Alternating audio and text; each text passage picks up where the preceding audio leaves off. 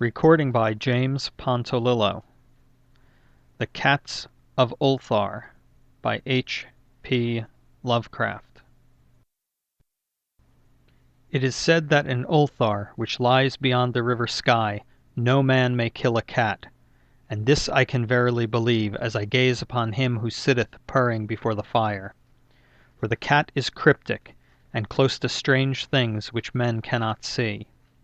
He is the soul of antique Aegyptus, and bearer of tales from forgotten cities in Meroe and Ophir. He is the kin of the jungle's lords, and heir to the secrets of hoary and sinister Africa. The Sphinx is his cousin, and he speaks her language. But he is more ancient than the Sphinx, and remembers that which she hath forgotten. In Ulthar, before ever the burgesses forbade the killing of cats, there dwelt an old cotter and his wife who delighted to trap and slay the cats of their neighbors. Why they did this I know not, save that many hate the voice of the cat in the night, and take it ill that cats should run stealthily about yards and gardens at twilight. But whatever the reason, this old man and woman took pleasure in trapping and slaying every cat which came near to their hovel, and from some of the sounds heard after dark, many villagers fancied that the manner of slaying was exceedingly peculiar. But the villagers did not discuss such things with the old man and his wife, because of the habitual expression on the withered faces of the two, and because their cottage was so small and so darkly hidden under spreading oaks at the back of a neglected yard.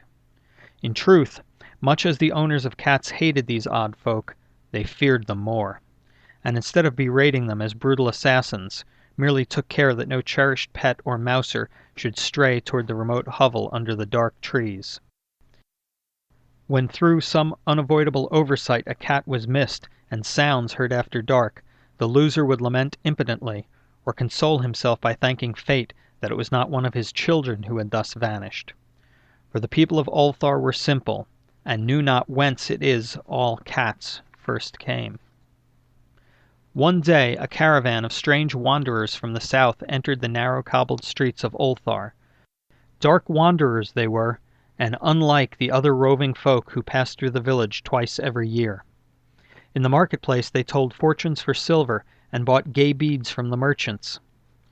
What was the land of these wanderers none could tell, but it was seen that they were given to strange prayers, and that they had painted on the sides of their wagons strange figures with human bodies and the heads of cats, hawks, rams, and lions, and the leader of the caravan wore a headdress with 2 horns, and a curious disc betwixt the horns.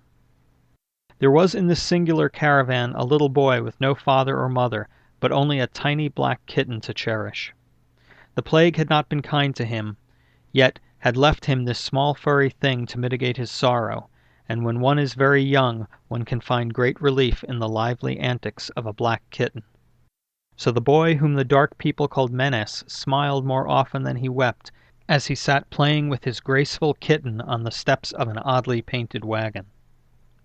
On the 3rd morning of the wanderer's stay in Ulthar, Menes could not find his kitten, and as he sobbed aloud in the marketplace, certain villagers told him of the old man and his wife, and of sounds heard in the night. And when he heard these things, his sobbing gave place to meditation, and finally to prayer. He stretched out his arms toward the sun and prayed in a tongue no villager could understand, though indeed the villagers did not try very hard to understand, since their attention was mostly taken up by the sky and the odd shapes the clouds were assuming.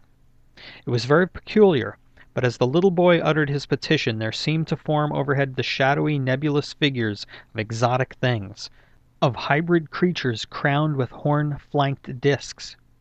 Nature is full of such illusions to impress the imaginative. That night the wanderers left Ulthar and were never seen again. And the householders were troubled when they noticed that in all the village there was not a cat to be found. From each hearth the familiar cat had vanished. Cats large and small, black, gray, striped, yellow, and white. Old Cranon, the burgomaster, swore that the dark folk had taken the cats away in revenge for the killing of Menes's kitten, and cursed the caravan and the little boy. But Nith, the lean notary, declared that the old cotter and his wife were more likely persons to suspect, for their hatred of cats was notorious and increasingly bold. Still, no one durst complain to the sinister couple. Even when little Atal, the innkeeper's son, vowed that he had at twilight seen all the cats of Ulthar in that accursed yard under the trees, pacing very slowly and solemnly in a circle around the cottage, two abreast, as if in performance of some unheard of rite of beasts. The villagers did not know how much to believe from so small a boy, and though they feared that the evil pair had charmed the cats to their death, they preferred not to chide the old cotter till they met him outside his dark and repellent yard. So Ulthar went to sleep in vain anger, and when the people awakened at dawn, behold, every cat was back at his accustomed hearth. Large and small, black, gray, striped, yellow and white, none was missing. Very sleek and fat did the cats appear, and sonorous with purring content. The citizens talked with one another of the affair, and marveled not a little. Old Crannon again insisted that it was the dark folk who had taken them, since cats did not return alive from the cottage of the ancient man and his wife. But all agreed on one thing, that the refusal of all the cats to eat their portions of meat or drink their saucers of milk was exceedingly curious. And for 2 whole days the sleek, lazy cats of Ulthar would touch no food, but only doze by the fire or in the sun. It was fully a week before the villagers noticed that no lights were appearing at dusk in the windows of the cottage under the trees. Then the lean Nith remarked that no one had seen the old man or his wife since the night the cats were away. In another week the burgomaster decided to overcome his fears and call at the strangely silent dwelling as a matter of duty, though in so doing he was careful to take with him Shang the blacksmith and Thul the cutter of stone as witnesses. And when they had broken down the frail door, they found only this: 2 cleanly picked human skeletons on the earthen floor, and a number of singular beetles crawling in the shadowy corners. There was subsequently much talk among the burgesses of Ulthar. Zath, the coroner, disputed at length with Nith, the lean notary, and Crannon, and Shang, and Thul were overwhelmed with questions.